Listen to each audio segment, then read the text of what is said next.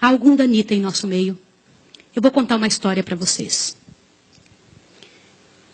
Há 20 anos atrás, eu fazia parte de uma mesa numa associação. E eu vi uma das histórias mais tétricas que eu já vi na minha vida. E pode ser que alguns de vocês já tenham ouvido essa história aqui entre vocês. E se já ouviram, vão lembrar comigo essa história com dor. Uma certa ocasião, numa igreja de um certo lugar no Brasil, uma mocinha pediu licença para conversar lá na frente, no microfone. Ela frequentava a igreja um ano e pouco. E ela pegou o microfone da mão da moça que estava terminando a escola sabatina e falou: eu tenho que contar para vocês um pecado meu. E as pessoas paralisadas olhando ela falar. E ela disse: eu quero contar para vocês. Estava ali na igreja naquela hora, o pastor se arrumando ali, ajeitando alguma coisa, a esposa do pastor com os 2 filhos, mais ali no lado da esquerda, da minha esquerda, e a igreja toda ali junta. Vocês sabem que entre a escola sabatina e culto a igreja fica bem cheia? E ela disse: eu tenho que contar o meu pecado para vocês. E o pecado que eu tenho que contar é que eu sou amante do pastor. Na hora que ela disse isso, a esposa do pastor desmaiou ali na hora. E os filhos correram para acudir. E o pastor veio para ela e falou assim: o que você está falando? Você enlouqueceu? Que isso, menina? Ela falou: eu tinha que contar, eu preciso resolver meu problema.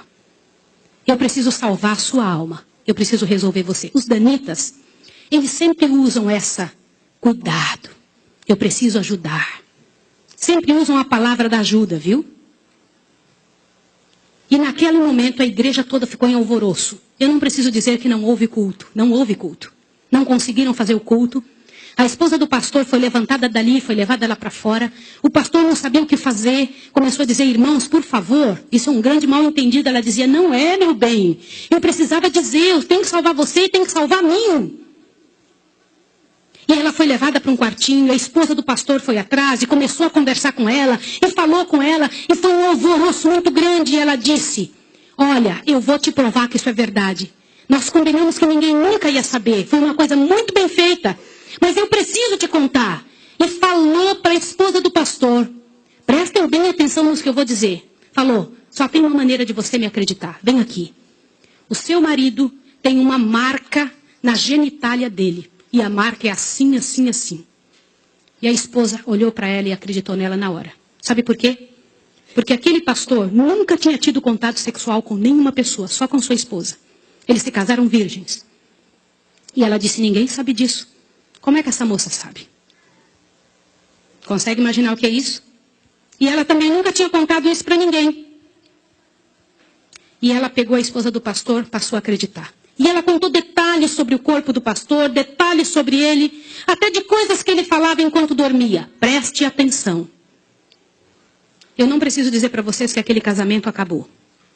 A igreja todinha daquele pastor entrou num estado de bancarrota que vocês não têm ideia. Uma palavra, como diz Tiago, pode estragar a vida de uma pessoa para sempre. Sabe quantos anos se passou dessa história? Até que eu fiquei sabendo, isso foi há 20 anos atrás que eu fiquei sabendo. Já tinha se passado 20 anos que isso tinha acontecido. Por que eu fiquei sabendo dessa história? Foi numa mesa, numa comissão, numa associação. O presidente um dia nos chamou e disse o seguinte: irmãos, eu preciso da ajuda de vocês de oração por algo. O que foi? Há 20 anos atrás aconteceu a história de um pastor e contou toda a história para nós. Foi numa igreja assim, assim, assim, e nós tiramos a credencial desse pastor. E esse pastor foi para um sítio e ficou sozinho. A esposa dele é casada, tem outros filhos, está vivendo a vida dela. Mas eu fui chamado, olha o presidente nos contando. Eu fui chamado há alguns dias na casa de uma senhora com os cabelos todos brancos morrendo de câncer. E essa mulher morrendo de câncer pediu muito para falar com o pastor. Mas tinha que ser o presidente da igreja adventista. E eu fui até lá porque eu sou o presidente. Quando eu cheguei lá, a mulher me contou que ela tinha sido a moça que tinha falado aquilo do pastor. A amante, a suposta amante do pastor. E ela contou para o presidente que ela havia inventado toda essa história. Mas como que ela sabia dos detalhes do corpo do pastor? Na ocasião em que ela tinha se apaixonado pelo pastor, ela trabalhava como faxineira dentro do hospital. E o pastor foi internado, prestem atenção, internado para uma cirurgia de apêndice e passou muito mal. E ela era amiga de uma enfermeira. E entrou dentro do quarto junto com a enfermeira, destampou o corpo do pastor e olhou o corpo do pastor todo, durante o tempo em que o pastor estava dentro do hospital em coma. E quando o pastor falava algumas coisas, ela ouviu o que o pastor falou e ela olhou os detalhes do corpo do pastor e guardou. Satanás plantou na cabeça dela 1 ano e ela formulou e acabou com a vida do pastor.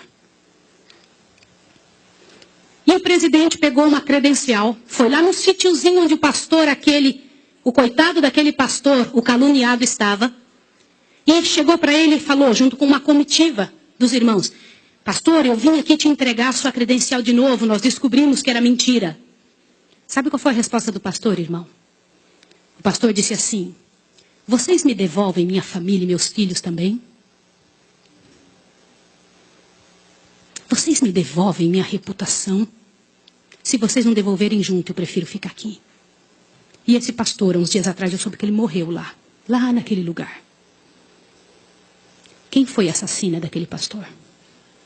Não foi só aquela mulher, foram todos que falaram junto. Porque, gente, quando acontece um inferno desse, uma multidão de gente sofre, uma multidão de gente machuca. Fica machucado. Meus irmãos, vocês me perdoem ter que falar sobre isso, mas é verdade. Existem muitos lugares que eu tenho muito medo de pregar, mas eu vou igual se me chamam.